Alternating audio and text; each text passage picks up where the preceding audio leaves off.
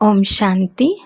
ఈరోజు Murali date 23 September 2024.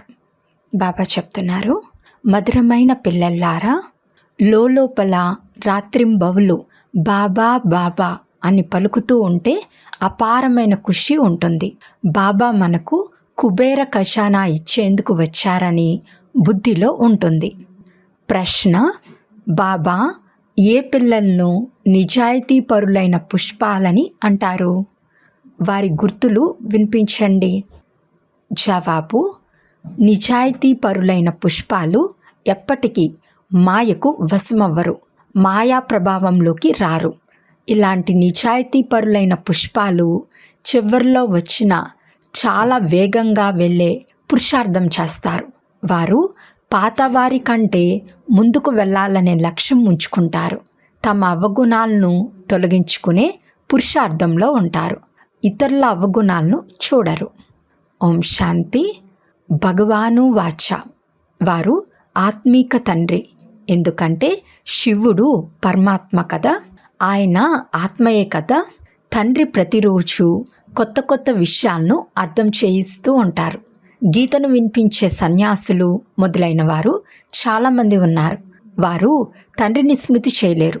వారి నోటి నుండి ఇప్పుడు బాబా అను పదం వెలువడచాలదు. ఈ పదం గృహస్థ మార్గంలోని వారి కొరకు. సన్యాసులు నివృత్తి మార్గంలోని వారు. వారు బ్రహ్మతత్వంనే స్మృతి చేస్తారు. నోటితో ఎప్పుడు శివ్ బాబా అని అనరు. కావాలంటే మీరు పరిశీలించండి.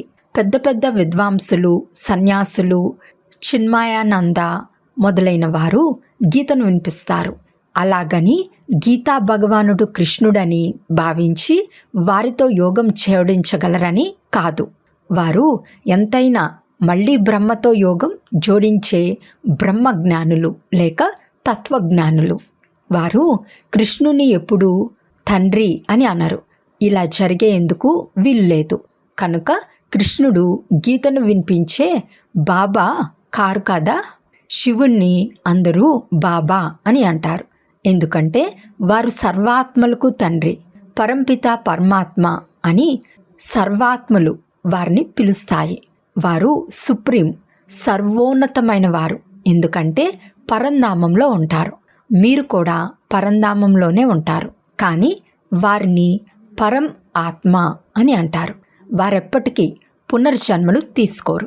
పరమాత్మయే స్వయంగా నాది దివ్యమైన అలౌకిక జన్మ అని చెప్తారు. ఎవరి రథంలోనైనా ప్రవేశించి మీరు విశ్వానికి అధికారులుగా అయ్యే యుక్తిని తెలుపుతారు. అటువంటి వారు మరెవ్వరూ ఉండేందుకు వీలు లేదు. అందువల్ల నేను ఎవరు, ఎలా ఉన్నాను అని నా గురించి ఎవ్వరికీ తెలియదని తండ్రి చెప్తారు. నేను నా పరిచయంను ఇచ్చినప్పుడే తెలుసుకోగలరు. బ్రహ్మను లేక తత్వాలను నమ్మేవారు కృష్ణుని తమ తండ్రిగా ఎలా అంగీకరిస్తారు? ఆత్మలందరూ పిల్లలే కదా. కృష్ణుణ్ణి అందరూ తండ్రి అని ఎలా అంటారు? కృష్ణుడు అందరికీ తండ్రి అని అనరు.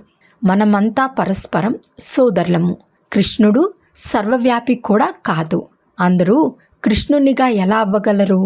ఒకవేళ అందరూ కృష్ణులైతే వారికి తండ్రి కూడా ఉండాలి. మానవులు చాలా విషయాలను మర్చిపోయారు. వారికి తెలియనందున నన్ను కోటిలో ఒక్కరే తెలుసుకుంటారు. కృష్ణున్నైతే ఎవరైనా తెలుసుకోగలరు.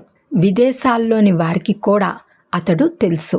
లార్డ్ కృష్ణ అని అంటారు కదా. చిత్రాలు కూడా ఉన్నాయి. అసలైన చిత్రం అయితే లేదు. భారతీయుల ద్వారా వింటారు. వీరికి చాలా ఎక్కువగా పూజ జరుగుతుంది. కావున గీతలో కృష్ణ భగవానుణ్ణి రాసేశారు. ఇప్పుడు భగవంతుణ్ణి లార్డ్ అని అంటారా? లార్డ్ కృష్ణ అని అంటారు కదా.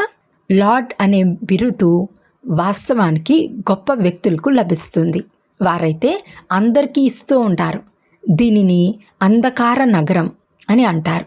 పతితమైన మానవులెవ్వరినైనా లార్డ్ అని అంటూ ఉంటారు. ఇక్కడున్న పతిత మానవులెక్కడా? శివుడు లేక కృష్ణుడు ఎక్కడా? నేను మీకు ఇచ్చే జ్ఞానం తర్వాత మళ్ళీ అదృశ్యమైపోతుందని తండ్రి చెప్తారు. నేనే వచ్చి కొత్త ప్రపంచాన్ని స్థాపిస్తాను. జ్ఞానాన్ని కూడా ఇప్పుడే ఇస్తాను. నేను జ్ఞానం ఇచ్చినప్పుడే పిల్లలు వింటారు. నేను తప్ప మరెవ్వరూ వినిపించలేరు. ఎవరికి తెలియదు. సన్యాసులు శివబాబాను స్మృతి చేయగలరా? నిరాకారులైన భగవంతుణ్ణి స్మృతి చేయమని వారు చెప్పలేరు కూడా. అలా ఎప్పుడైనా విన్నారా? చాలా గొప్ప చదువులు చదువుకున్న మనుషులు కూడా అర్థం చేసుకోరు. కృష్ణుడు భగవంతుడు కాడని తండ్రి ఇప్పుడు అర్థం చేయిస్తున్నారు. మనుషులైతే వారినే భగవంతుడని అంటూ ఉంటారు. ఎంత వ్యత్యాసమైపోతుంది. తండ్రి కూర్చుని పిల్లల్ని చదివిస్తారు. వారు తండ్రి, టీచర్, గురువు కూడా. శివబాబా కూర్చుని అందరికీ అర్థం చేయిస్తారు. అర్థం చేసుకోనందున త్రిమూర్తి చిత్రంలో శివుణ్ణి ఉంచరు. ప్రజలను రచించే ప్రజాపిత బ్రహ్మను ఉంచుతారు. కానీ వారిని భగవంతుడు అని అనరు. భగవంతుడు ప్రజలను రచించారు. భగవంతునికైతే ఆత్మలందరూ పిల్లలే. ఎవరి ద్వారానైనా ప్రజలను రచిస్తారు. మిమ్మల్ని ఎవరు దత్తు తీసుకున్నారు? బ్రహ్మ ద్వారా తండ్రి దత్తత తీసుకున్నారు. బ్రాహ్మణులైనప్పుడే దేవతలుగా అవుతారు. ఈ విషయంనైతే ఎప్పుడు వినలేదు. ప్రజాపితకు కూడా తప్పకుండా పాత్ర ఉంది కదా. ఇంతమంది ప్రజలు ఎక్కడి నుండి వస్తారు? కుకవంశస్థులు ఉండటానికి సాధ్యం లేదు. ఆ కుకవంశావళి బ్రాహ్మణులు. మా సర్నేమ్ బ్రాహ్మణులు అని అంటారు. పేర్లేమో అందరికీ వేరువేరుగా ఉంటాయి. వీరిలో శివబాబా ప్రవేశించినప్పుడే ప్రజాపిత బ్రహ్మ అని అంటారు. ఇవన్నీ కొత్త విషయాలు. తండ్రి స్వయంగా చెప్తున్నారు. నా గురించి ఎవ్వరికీ తెలియదు. సృష్టి చక్రం గురించి కూడా తెలియదు. అందుకే ఋషులు, మునులు అందరూ నేతి నేతి అంటూ వెళ్ళిపోయారు. పరమాత్ముని గురించి కానీ పరమాత్ముని రచన గురించి కానీ మాకు తెలియదని అన్నారు. నేను వచ్చి నా పరిచయం ఇచ్చినప్పుడే నన్ను తెలుసుకుంటారని తండ్రి చెప్పారు. దేవతలకు వారు ఈ రాజ్యంను ఎలా పొందుకున్నారో అక్కడ తెలియదు. వారిలో జ్ఞానమే ఉండదు. పదవి పొందుకున్న తర్వాత జ్ఞానం అవసరమే ఉండదు.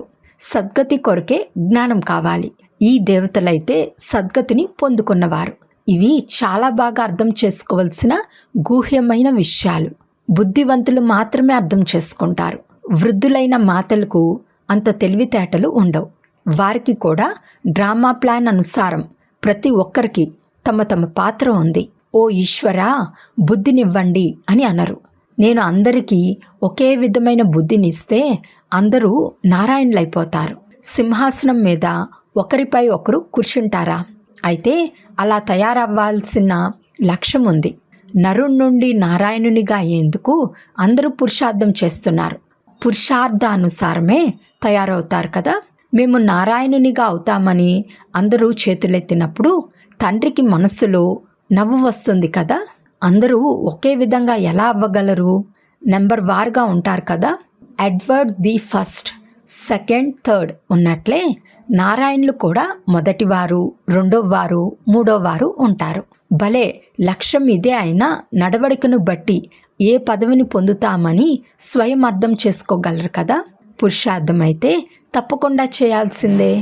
బాబా నెంబర్ వార్ పూలను తీసుకొస్తారు. పూలను నెంబర్ వార్గా కూడా ఇవ్వవచ్చు. కానీ అలా చేయరు. అలా చేస్తే కంగు తింటారు, భయపడిపోతారు. ఎవరు ఎక్కువగా సర్వీస్ చేస్తున్నారో బాబాకు తెలుసు. వారు మంచి పుష్పాలని గమనిస్తారు. ఆ తర్వాత నెంబర్ వార్ ఉండనే ఉంటారు. చాలా పాతవారు కూడా కూర్చున్నారు. కానీ వారిలో కొత్త కొత్త వారు చాలా మంచి పుష్పాలు ఉన్నారు. వీరు నెంబర్ 1 నిజాయితీగా ఉన్న పుష్పం. ఎలాంటి కల్మషము, ఈర్ష మొదలైనవి వీరిలో లేవని చెప్తారు. చాలామందిలో ఏవో కొన్ని బలహీనతలు తప్పకుండా ఉన్నాయి. ఎవరిని సంపూర్ణులు అని చెప్పలేరు. 16 కళ సంపూర్ణులుగా అయ్యేందుకు చాలా కష్టపడాలి. ఇప్పుడే ఎవ్వరూ సంపూర్ణులుగా అవ్వలేరు. ఇప్పుడైతే మంచి మంచి పిల్లల్లో కూడా చాలా ఈర్ష ఉంది. బలహీనతలైతే ఉన్నాయి కదా. ఎవరెవరు ఎలాంటి పురుషార్థం చేస్తున్నారో తండ్రికి తెలుసు. ప్రపంచంలోని వారికేం తెలుసు? వారేమీ అర్థం చేసుకోలేరు. చాలా కొద్ది మంది అర్థం చేసుకుంటారు. పేదవారు వెంటనే అర్థం చేసుకుంటారు. చదివించేందుకు బేహద్దు తండ్రి వచ్చారు. ఆ తండ్రిని స్మృతి చేయటం ద్వారా మన పాపాలు సమాప్తమైపోతాయి. మనం తండ్రి వద్దకు వచ్చాము. బాబా ద్వారా నూతన ప్రపంచ వారసత్వం తప్పకుండా లభిస్తుంది. 100 నుండి 1 వరకు నెంబర్ వార్గా అయితే ఉన్నారు. అయితే తండ్రిని తెలుసుకున్నారు. కొద్దిగా విన్నా స్వర్గంలోకి తప్పకుండా వస్తారు. 21 జన్మల వరకు స్వర్గానికి రావటం తక్కువ విషయమా? ఎవరైనా మరణిస్తే 21 జన్మలకు స్వర్గస్థులయ్యారని అనరు. అసలు స్వర్గం ఎక్కడుంది? ఎంత అపార్థం చేసుకున్నారు. చాలా గొప్ప గొప్ప బుద్ధివంతులు కూడా ఫలానా వారు స్వర్గస్థులయ్యారని అంటారు. స్వర్గమని దేనిని అంటారో కొంచెం కూడా అర్థం చేసుకోరు. ఇది కేవలం మీకు మాత్రమే తెలుసు. మీరు కూడా మనుషులే అయితే మీరు బ్రాహ్మణులుగా అయ్యారు. స్వయాన్ని బ్రాహ్మణులమనే తెలుపుకుంటారు. బ్రాహ్మణులైన మీకు ఒక్క బాప్దాదాయే ఉన్నారు. కావున మీరు సన్యాసులను ఇలా అడగవచ్చు. దేహ సహితంగా దేహ ధర్మాలను వదిలి సదా నన్ను ఒక్కరినే స్మృతి చేయండి కృష్ణుడు అన్నాడా? మీరు కృష్ణుని స్మృతి చేస్తారా అని పిల్లలైన మీరు అడిగితే అవును అని ఎప్పుడు అనరు. అక్కడే తెలిసిపోతుంది. కానీ అమాయకులైన అబలలు వెళ్తారు. వారికేం తెలుసు? సన్యాసులు తమ అనుచరుల ముందు కోప్పడతారు. దుర్వాసుని పేరు కూడా ఉంది కదా. వారికి చాలా అహంకారం ఉంటుంది. అనుచరులు చాలామంది ఉంటారు. ఇది భక్తి రాజ్యం కదా. వారిని అడిగే శక్తి ఎవరికీ ఉండదు. శక్తి ఉంటే మీరు శివబాబాను పూజిస్తారు. ఇప్పుడు భగవంతుడని ఎవరిని అనాలి? రాయా రెప్పలు భగవంతుడా అని మీరు వారిని అడగగలగాలి. మున్ముందు ఈ విషయాలన్నీ అర్థం చేసుకుంటారు. ఇప్పుడు ఎంత నష ఉంది. అందరూ పూజారులుగానే ఉన్నారు. పూజలని అనరు. తండ్రి అంటున్నారు, నన్ను అరుదుగా ఎవరో కొందరే తెలుసుకుంటారు. నేనెవ్వరినో ఎలా ఉన్నానో పిల్లలైన మీలో కూడా అరుదుగా కొందరికి మాత్రమే యథార్థంగా తెలుసు. వారికి లోపల చాలా సంతోషం ఉంటుంది. బాబాయే మనకు స్వర్గ సామ్రాజ్యంనిస్తారని అర్థం చేసుకోగలరు. కుబేర్ని ఖజానాలు లభిస్తాయి. అల్లావుద్దీన్ ఆటను కూడా చూపిస్తారు. దీపాన్ని రుద్దిన వెంటనే ఖజానా వస్తుంది. చాలా ఆటలు చూపిస్తారు. ఖుదా దోస్త్ రాజా ఏం చేసేవాడు? దానిపై కూడా ఒక కథ ఉంది. వంతెనపై వచ్చేవారికి ఒకరోజు రాజ్యం ఇచ్చి పంపించేస్తాడు. ఇవన్నీ కథలు. తండ్రి ఇప్పుడు అర్థం చేయిస్తున్నారు. ఇప్పుడు భగవంతుడు పిల్లలైన మీకు స్నేహితుడు. ఇతనిలో ప్రవేశించి మీతో తింటారు, త్రాగుతారు, ఆడతారు కూడా. శివబాబా మరియు బ్రహ్మబాబాల రథం ఒక్కటే. కావున శివబాబా కూడా తప్పకుండా ఆడుతూ ఉంటారు కదా. తండ్రినే స్మృతి చేస్తూ ఆడుతున్నారు. కావున తండ్రి మరియు దాదా ఇరువురు ఇందులో ఉన్నారు. కానీ ఎవ్వరూ అర్థం చేసుకోరు. రథంలో వచ్చారని చెప్తారు. కానీ వారు గుర్రపు బండి రథంను తయారు చేశారు. కృష్ణునిలో శివబాబా కూర్చుని జ్ఞానం ఇస్తారని కూడా అన్నారు. వారు కృష్ణ భగవాను వాచ అని అనేస్తారు.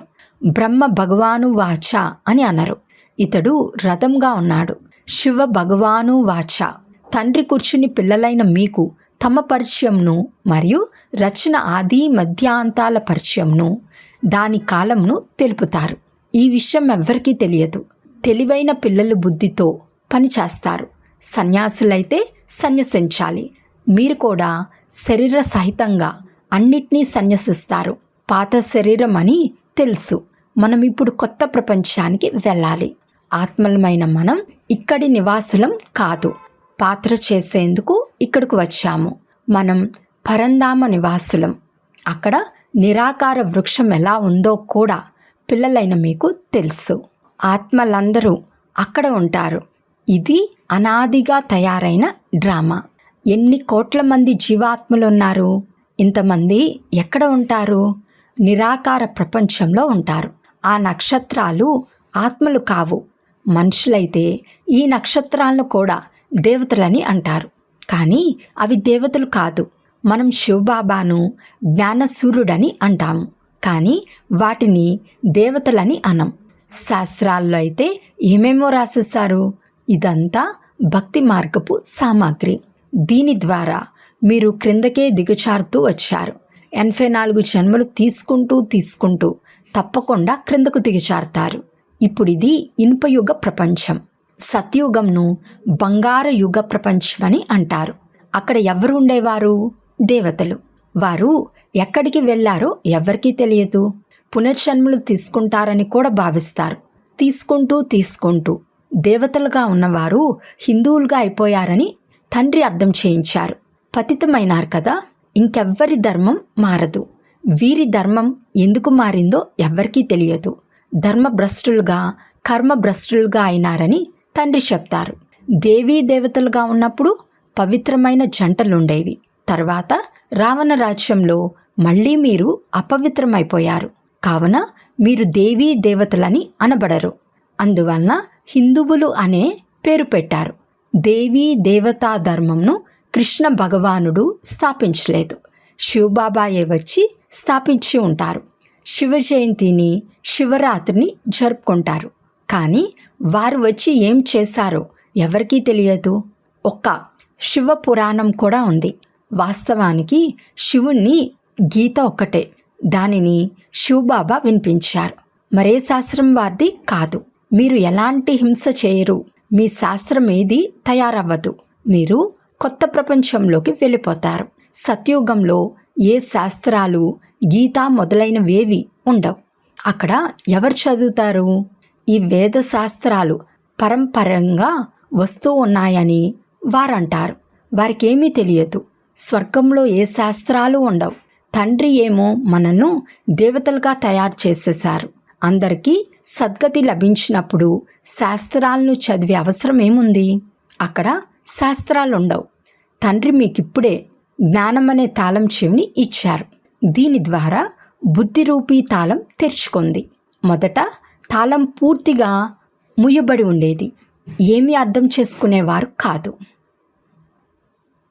అచ్చా, మధురాతి మధురమైన అపురూపమైన పిల్లలకు మాతాపిత బాప్దాదాల ప్రియ స్మృతులు మరియు గుడ్ మార్నింగ్. ఆత్మీక పిల్లలకు ఆత్మీక తండ్రి నమస్తే. ఆత్మీక తండ్రికి ఆత్మీక పిల్లల యొక్క ప్రియ స్మృతులు మరియు నమస్తే నమస్తే నమస్తే. ధారణ కొరకు ముఖ్య సారం. ఫస్ట్ పాయింట్, ఎవరిని చూచినా ఈర్ష్య మొదలైనవి ఉండరాదు. లోపాలను తీసేసి సంపూర్ణంగా అయ్యే పురుషార్థం చేయాలి. చదువు ద్వారా ఉన్నత పదవిని పొందాలి. సెకండ్ పాయింట్, శారీర సహితంగా అన్నిటినీ సన్యసించాలి. ఏ విధమైన హింస చేయరాదు. అహంకారంను ఉంచుకోరాదు. వరదానము, అవినాశి మరియు బేహద్ అధికారం యొక్క ఖుషి లేక నషా ద్వారా సదా నిశ్చింత భవ. ప్రపంచంలో చాలా కష్టపడి అధికారం తీసుకుంటారు, కానీ మీకు ఏ కష్టం లేకుండా అధికారం లభించింది. పుత్రునిగా అవ్వటం అనగా అధికారం తీసుకోవటం. ఓహో, నేను శ్రేష్టమైన అధికారి ఆత్మను. ఈ బేహద్ అధికారం యొక్క నష మరియు ఖుషీలో ఉంటే సదా నిశ్చింతులుగా ఉంటారు. ఈ అవినాశి అధికారం నిశ్చితమై ఉంది. ఎక్కడ నిశ్చితం ఉంటుందో అక్కడ నిశ్చింతంగా ఉంటారు. మీ బాధ్యతలన్నీ తండ్రికి అప్పగిస్తే అన్ని చింతల నుండి ముక్తులైపోతారు. స్లోగన్, ఎవరైతే ఉదార చిత్తులుగా విశాల హృదయం గలవారిగా ఉంటారో వారే ఐకమత్యానికి పునాదిగా ఉంటారు. అచ్చా, ఓం శాంతి.